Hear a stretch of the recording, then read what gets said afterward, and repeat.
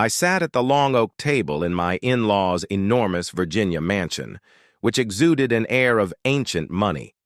Considering ancient grudges, the air was heavy with tension, and there was a Thanksgiving spread that could have fed a small army. More than my wife Clarissa's gravy, which I could feel crushing down on me like a damp blanket as it was passed around. She had the tight-lipped sneer on her face that she always wore when she was going to reveal some arrogant little secret. I should have realized something was coming because the symptoms were obvious, and she had been too silent. The turkey sat there untouched all afternoon, her eyes darting about the room as if she was waiting for her cue. I had just reached for. My fork as steam continued to rise from it when she got up and tapped her wine glass.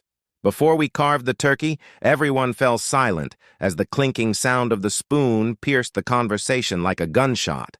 Her voice brimming with the false sweetness she employed to sound dignified, she said, "We have an announcement." Then, I watched her pause for impact while soaking up the mashed potatoes, and I froze, my hand hovering above them. "But we voted," she said, her grin growing harsher. "And for a brief moment, you are no longer family." I assumed I had misheard her since the words didn't sink in. Instead, they immediately floated there, heavy and ridiculous.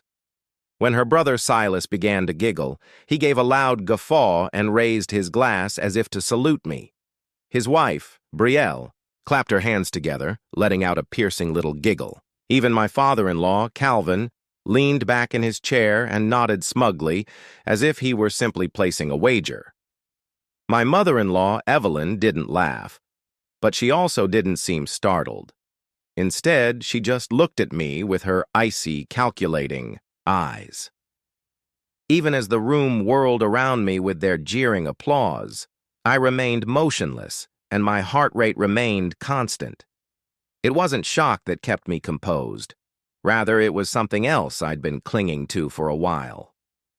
This may not be the exact words, but the sentiment behind how they had treated me over the years, as if I were some hired hand, was clear.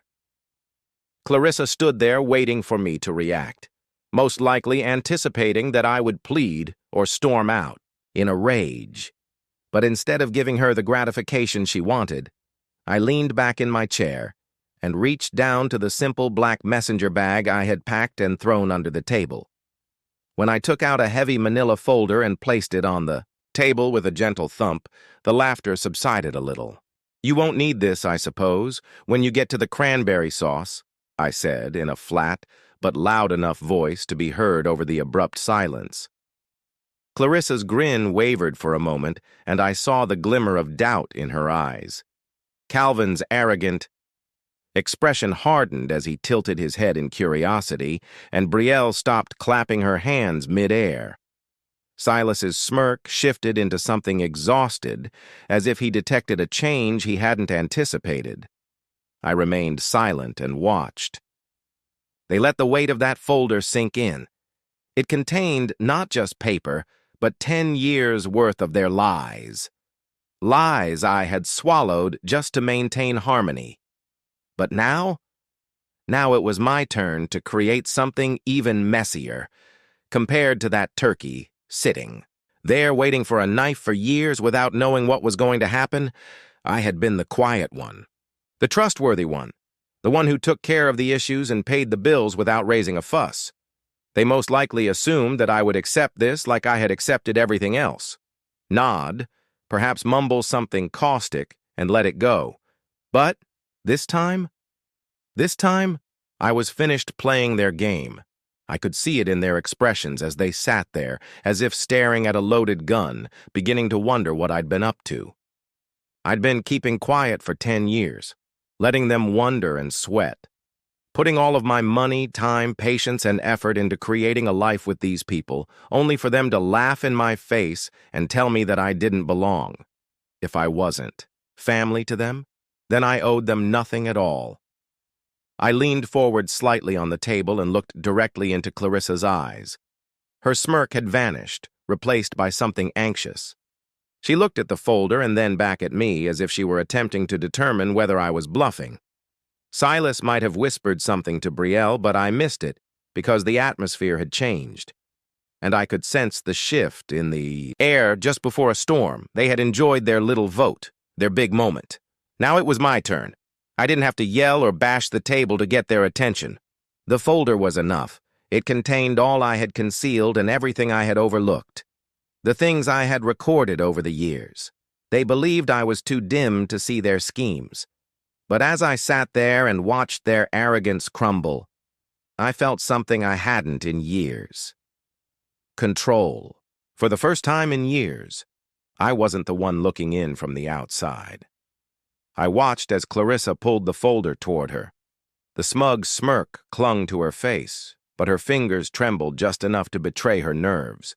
She thought I was bluffing, or, worse, she thought she was untouchable. The dining room was completely silent, but now the clinking of silverware was replaced by the rustle of paper. I crossed my arms and sat back in my chair as she flipped through the first page, then the second. And I saw it. The exact moment her world began to fall apart. Her smile disappeared. Her lips parted in a quiet gasp. And then she screamed. Not a loud cry, not a small yelp, but a jagged, piercing sound that echoed off the high ceilings and ripped through the room like a siren. Papers streamed across the table, some falling to the floor. She dropped the folder as if it had burned her hands. Silas lunged forward, grabbing it before anyone else could. His brow furrowed as he skimmed the contents. He didn't have to read far.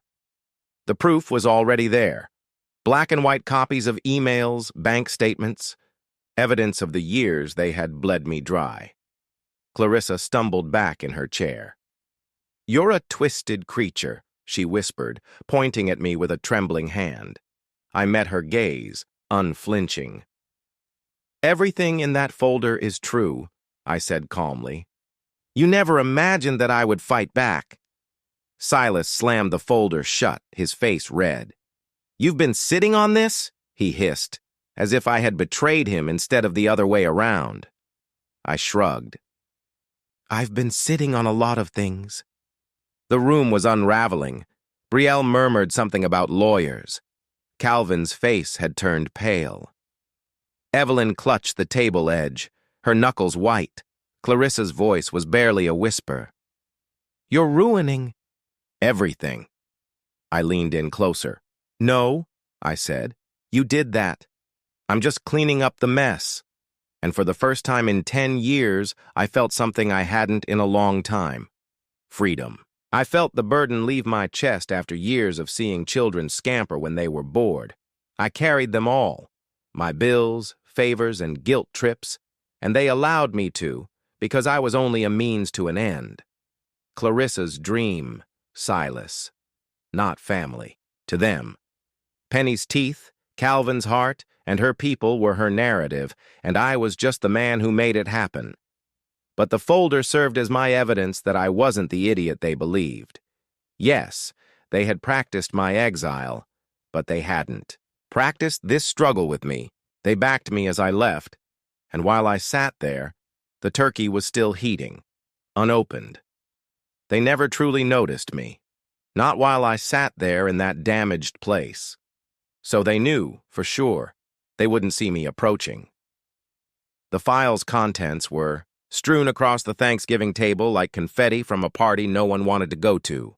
The air was heavy with shock, the kind that makes family members struggle under the weight of their own lives when secrets are brought to light. I could feel everyone watching me,